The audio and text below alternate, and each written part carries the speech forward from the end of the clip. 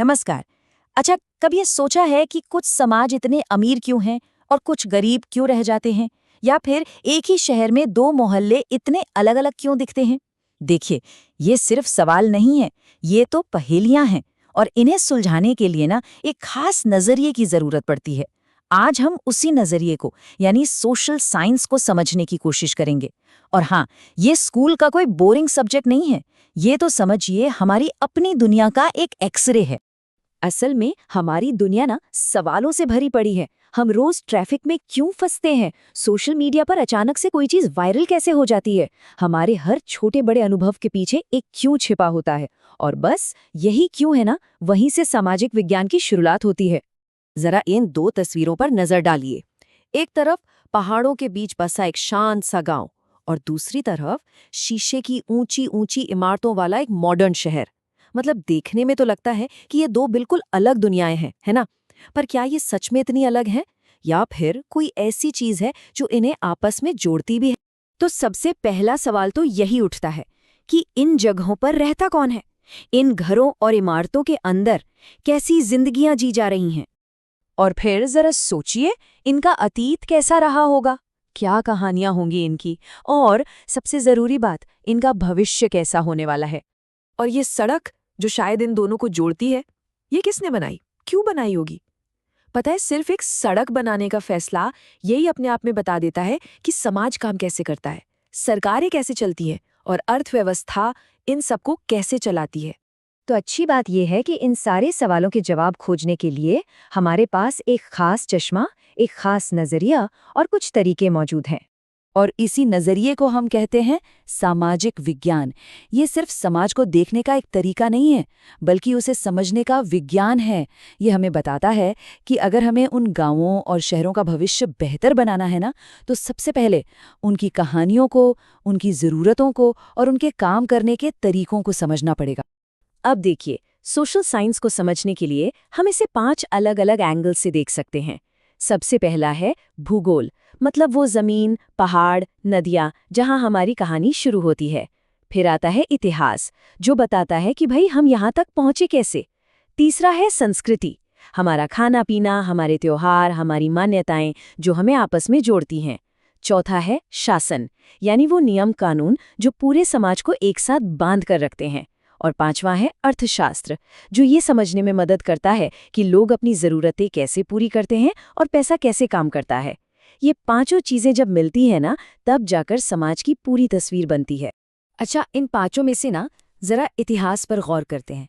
History का मतलब सिर्फ राजा महाराजाओं की कहानियां नहीं होती, बल्कि आज हम जो कुछ भी है उसकी वजह इतिहास में छिपी है। हमारा आज हमारे कल की जड़ों से ही तो जुड़ा है, और हमारी पहचान का सबसे बड़ा सोर्स भी तो वही है।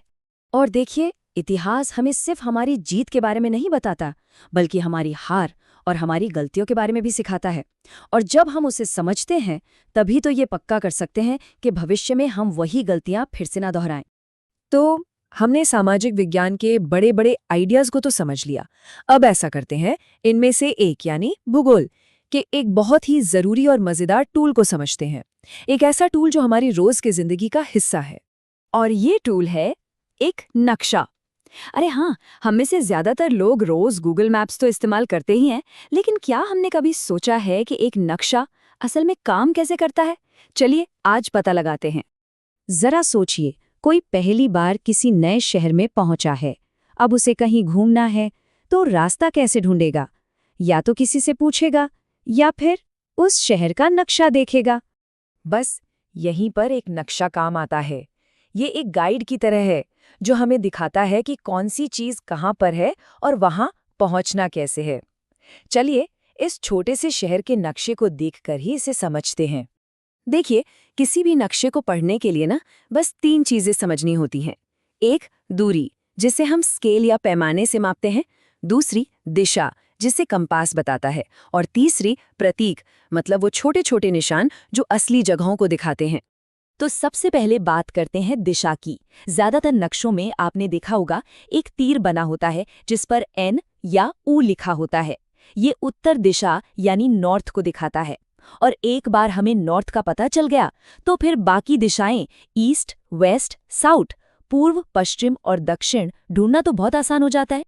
अब दूसरी जरूरी चीज है दूरी, या जिसे हम पैमाना कहते हैं।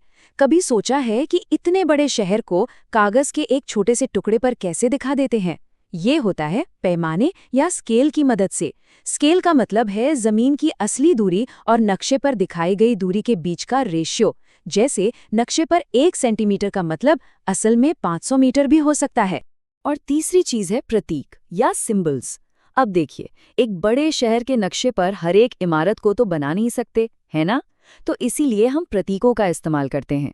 जैसे हॉस्पिटल के लिए एक प्लस का साइन या रेलवे लाइन के लिए एक खास तरह की लकीर। ये सिंबल्स कम जगह में हमें ज्यादा से ज्यादा जानकारी दे देते हैं। ठीक है, तो एक फ्लैट यानी सपाट नक्शा पढ़ना तो हमने सीख लिया, पर एक मिनट, हमारी धरती तो सपाट है ही नहीं, वो तो गोल है। तो फिर पूरी पृथ्वी का नक्शा कैसे बनाया जाए?